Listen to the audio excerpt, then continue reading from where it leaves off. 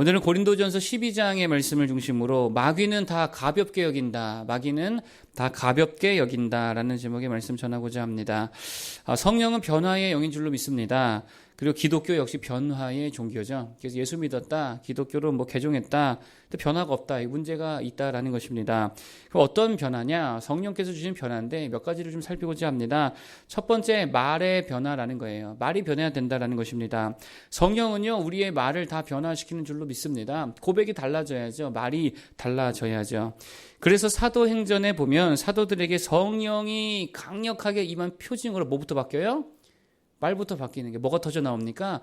방언의 역사가 나오지 않는 게 말이 바뀌었다는 거죠. 성령은요, 우리 입술을 변화시킨다는 거예요. 말을 변화시킨다는 것입니다. 그래서 사도들이 이때부터 뭐를 말하기 시작하는 거예요? 예수를 증거하고 복음을 증거하고 그의 언어들과 말들이 다 메시지가 바뀌었다라고 하는 거예요. 오늘 사도 바울이 말하는 것도 그거다라는 것입니다. 3절이지요. 한번 읽어볼까요? 자, 12장 3절 한번 읽어보겠습니다. 시작. 그러므로 내가 너희에게 알리노니 하나님의 영으로 말하는 자는 누구든지 예수를 조주할 자라 하지 아니하고 또 성령으로 아니하고는 누구든지 예수를 주시라 할 수 없느니라. 아멘. 말의 변화다 이렇게 볼 수 있다는 것입니다. 말이 어떻게 변한다는 거예요? 이제는 누구를 고백하더라? 예수님을 나의 주로 고백하더라라고 하는 거예요. 하나님의 은혜를 말하게 되더라는 것입니다. 하나님의 능력과 하나님의 위로하심과 하나님의 함께하심과 고쳐주심과 치료하심과 그 믿음의 고백을 하게 하더라는 게 이게 성령의 역사입니다. 그러니까 성령에 사로잡힌 불평해요, 감사해요? 감사하겠죠. 언어가 바뀌는 거죠. 불안보다는 믿음의 말을 하는 거죠. 걱정과 염려보다는 평강의 말을 전한다는 것입니다. 다니엘의 세 친구가 금신상에 절하지 않아서 잡혀왔습니다. 그리고 풀무불에 던져질 위기에 놓였습니다. 이때 이들이 뭐라 그럽니까? 하나님이 건지실 거라고, 하나님이 건지실 거라고 믿음의 말을 하잖아요. 불안해하지 않습니다. 두려워하지 않습니다. 그러면서 그러죠. 그리하지 아니하실지라도 그러잖아요. 괜찮다고, 감사하다고. 우리는 그럼에도 불구하고 금신상에 절하지 않을 거라고. 여러분 잘 보세요. 말이 달라졌다는 거예요. 언어가 달라졌다는 거예요. 엄청 담대하고 평강이 넘치고 흔들리지 않는 되게 굳건한 믿음의 선포를 하고 있더라라고 하는 것입니다.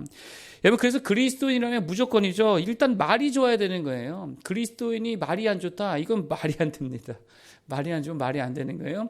말이 좋아야 되는 거예요. 자꾸 예수님을 말해야죠. 여러분, 베드로와 요한이 미문으로 성전에 들어가려 하는데 거지가 앉아 있었잖아요. 나면서부터 못 걷는 이가 앉아 있었습니다. 이때에 거지가 구걸을 하죠. 한 푼 주십시오. 구걸을 합니다. 근데 이때에 베드로와 요한이 뭐라 그럽니까? 야, 돈 없어, 꺼져 임마. 아니랬다고요. 언어가 그런 식으로 나가지 않았습니다. 침묵하지도 않았습니다. 가만히 있지 않았습니다. 뭐라 그래요? 은과 금은 내게 없거니와 내게 있는 것을 내게 주노니, 그 누구 이름으로요? 나사렛 예수 이름으로 일어나 걸으라. 여러분 잘 보세요. 그 입술에 뭐가 있어요? 예수 이름이 있잖아요. 예수 권능이 있잖아요. 믿음이 있죠. 하나님의 능력이 있죠. 그때의 안진뱅이가 일어나더라는 거예요. 여러분 제발 부탁입니다. 불평 좀 그만하세요. 불평한다고 세상 달라지지 않습니다. 불평한다고 내 마음 편해지지도 않습니다. 그 왜 불평을 합니까? 마귀처럼. 차라리 감사하고 믿음으로 선포하고 그 말할 힘으로, 불평하고 원망할 힘으로 차라리 뭐 해야 돼요? 엎어져가지고 기도부터 해야죠. 기도를 해야죠. 예수 이름 붙들고 선포하고 그래야 될 줄 믿습니다. 이게 성령의 사람이라는 거예요. 정말입니다. 누가 힘들다고 어렵다고 이런저런 고민 늘어놓을 때 있잖아요. 그럼 무조건이죠. 절대 옆에서 같이 막 남욕하고 같이 원망하고 같이 다른 사람 탓하고 아니에요. 그거 아무 열매가 없습니다. 뭐 해주라고요? 기도해 줘야죠. 내가 기도해 줄게. 기도해 줄 때 하나님께서 일하실 줄 믿습니다. 그게 최고의 언어라는 거예요. 그래서 저는요, 저도 예전에 방언도 좀 이렇게 하긴 했지만 저 사실 그런 거 좋아하지 않아가지고 하다가 또 안 했는데, 마가복음 16장 17절을 이렇게 이해하고 이렇게 해석하는 게 참 좋은 것 같아요. 그게 뭐냐? 말씀이 이겁니다. 믿는 자들에게는 이런 표적이 따르리니 곧 그들이 내 이름으로 귀신을 쫓아내며 새 방언을 말하며, 이 구절이거든요. 여기서 말하는 새 방언이 뭐냐? 여러 가지 적용점들이 있겠지만 저는 그냥 그렇게 생각합니다. 우리가 진짜 해야 될 새 방언은 뭐냐? 기도해라는 거예요. 기도하지 않는 새 방언, 그거 말이 안 되는 거죠. 그게 우리가 해야 될 진짜 새 방언이더라라고 하는 거예요. 오늘도 새 방언으로 기도하기를 바라겠습니다. 뜨겁게 기도해야죠. 믿음으로 기도해야죠. 형제, 자매, 가족, 또 교회와 나라를 위해 기도할 때에 그게 우리가 말할 새 방언이더라라고 하는 거예요. 여러분의 문제가 있습니까? 기도하시기 바랍니다. 하나님이 은혜 주실 줄로 믿습니다. 성령의 역사를 체험할 수 있기를 바라겠습니다. 두 번째로 성령은 어떤 역사를 일으키시냐? 조화를 이루시더라라고 하는 거예요. 조화를 이루시더라. 12장에 계속해서 반복되는 단어가 있습니다. 그게 뭐냐면 중요하다는 거겠죠. 무슨 말이냐? 같다는 거예요. 같다. 이 단어가 계속 반복되죠. 짧게 몇 구절만 읽어보겠습니다. 4절부터 7절. 4절부터 7절. 자, 한번 읽어보겠습니다. 시작. 같으며 또 사역은 여러 가지나 모든 것을 모든 사람 가운데서 이루신 하나님은 같으니 각 사람에게 성령을 나타내심은 유익하게 하려 하심이라. 아멘. 뭐가 반복돼요? 같더라, 같더라. 계속 같다가 반복이 되죠. 무슨 말이냐? 성령은 절대로 분열시키는 영이 아니라는 거예요. 분열시키는 영이 아니라는 거예요. 성령은 나뉘게 하지 않는다는 거예요. 오히려 조화되게 하시더라. 이게 성령의 역사입니다. 그러면서 우리 공동체를 몸으로 비유하잖아요. 몸은 다 지체가 다르죠. 손이 있고 발이 있고 뭐 다 다르잖아요. 생긴 것도 다르고 크기도 다르고 기능이 다 다릅니다. 지체는 다 그래요. 그런데 그 몸은요 분열되어 있지 않다는 거예요. 발과 손이 어떻게 분열되어 있습니까? 하나를 이루죠. 조화를 이룬다는 거예요. 그리고 서로 협력한다라는 거예요. 그래서 그냥 하나라는 것입니다. 여러분, 그러니까 이게 마귀 역사인지 성령의 역사인지 분별하는 거는요, 뭐 보면 딱 안 되냐, 뭐 여러 가지 있을 수 있겠지만, 조화가 되느냐, 아니면 걸림돌이 되느냐, 이거 보면 딱 답이 나오는 거예요. 서로 조화가 되고 협력이 되고 주의를 하는데 일이 진행이 된다. 복음이 전파가 된다. 예배가 된다. 선교가 된다. 누구 역사예요? 성령의 역사죠. 그런데 자꾸 주의를만 하려고 그러는데 자꾸 걸려 넘어진다. 막 실족한다. 분열된다. 충돌한다. 그래서 일이 안 되고 열매가 없다. 자꾸 막힌다. 이거 누구 역사예요? 볼 것도 없죠. 마귀 역사죠.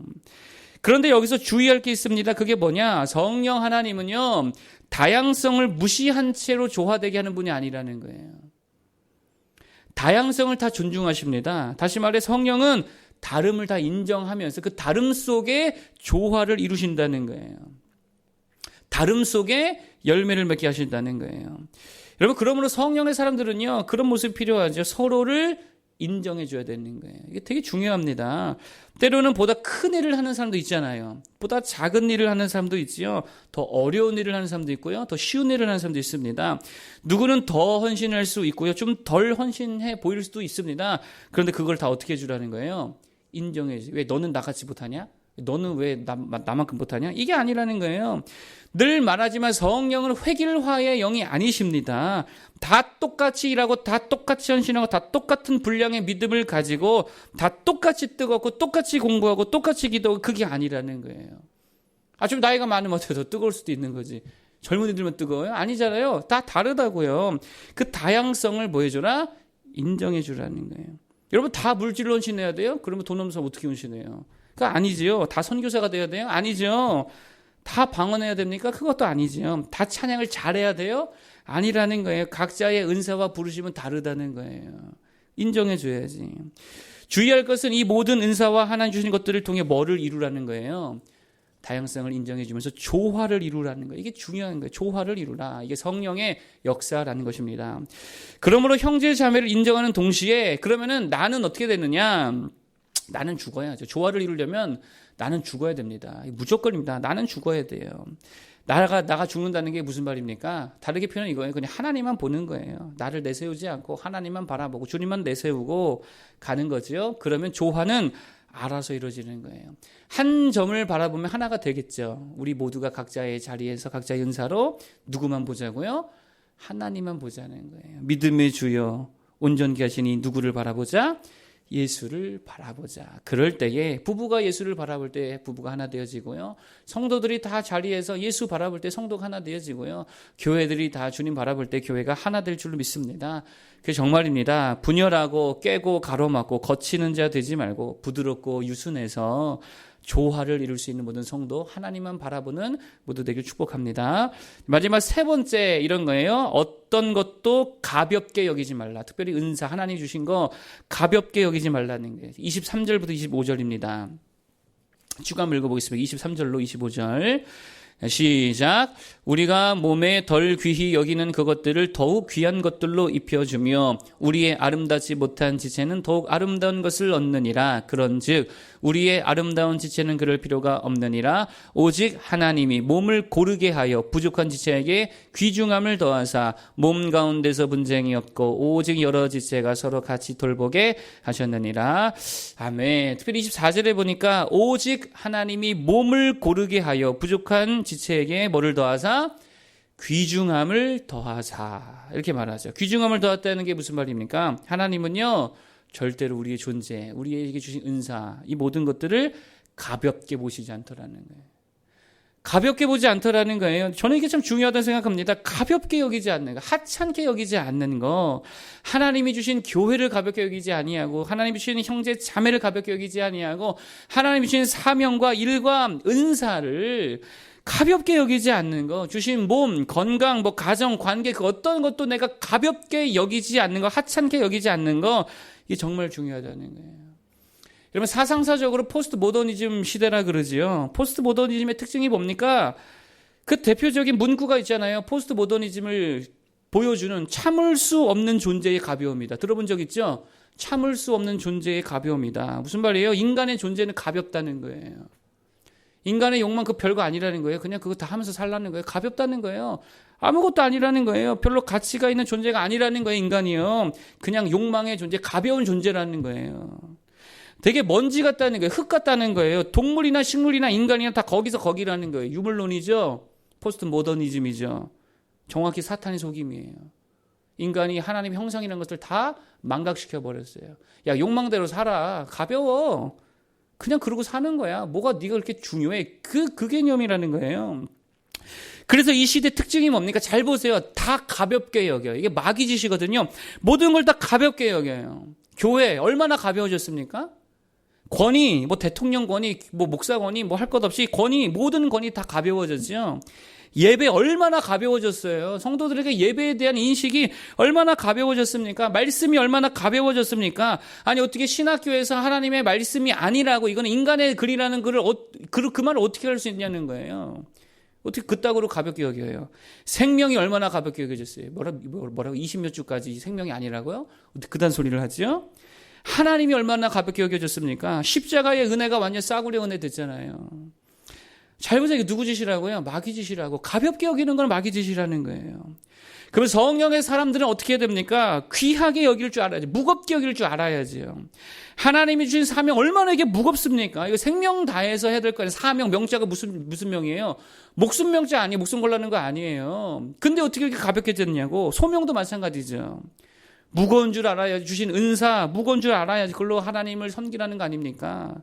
주신 공동체, 주신 모든 것들, 하나님이 주신 것들을 그걸 무겁게 여기고 귀하게 여길 줄 알아야 되는 거예요. 주신 생명, 그거 무겁게 여길 줄 알아야지요. 그리고 이 기도의 자리, 예배의 자리, 선교 사명의 자리, 전도 사명의 자리, 그거 어떻게 여기자고요?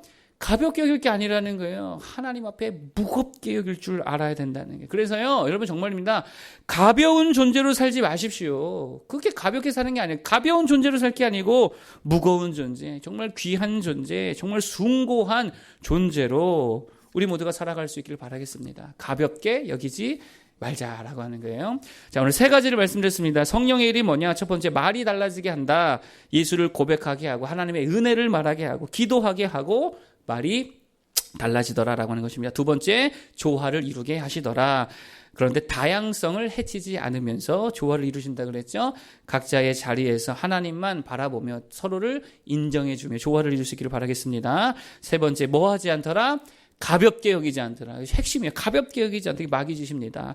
하나님은 그 어떤 것도 가볍게 여기지 아니하십니다. 시간, 사명, 주신 예배, 공동체 정말 무겁게 여기실 수 있는 모두 되기를 바라겠습니다. 하나님이 주신 그 어떤 것도 하찮은 것들은 아무것도 작게 보여도 하찮은 게 하나도 없습니다. 무겁게 여길 수 있는 우리 모두 되기를 축복합니다. 기도하겠습니다.